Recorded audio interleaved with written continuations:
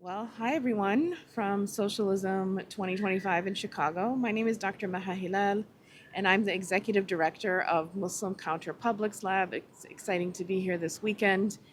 We have on display our exhibition, which is titled Shattering Justice and Remaking the Muslim Threat, which is a timeline of the War on Terror, and it looks at the ways in which Muslims in particular have been disproportionately impacted throughout the years that this war has been executed and been in place.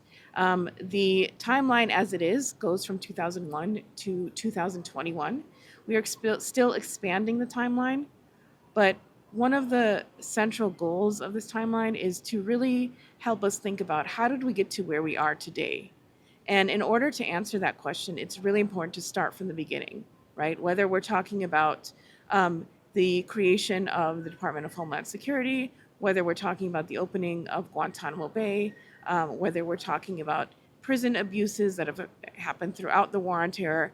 There's so many facets of this war that are really important and critical to understand in order for us to understand and organize against the ongoing state violence that has continued to impact, of course, not just Muslim communities, but other BAMEMSA, BIPOC, and other marginalized communities as well.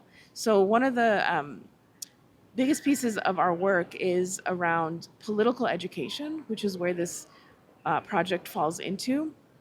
And we also look at and think about political education through the lens of art. Some people would call this artivism. And you can see on display how we try to not only communicate political messages and think about this timeline as a political intervention, but to also leverage art as a tool through which people can understand, can look at the images, can really feel the images, and collectively help us think through, right? What can we do to organize against this violence? And how can we change the status quo in this country and fight for collective liberation? Thank you so much.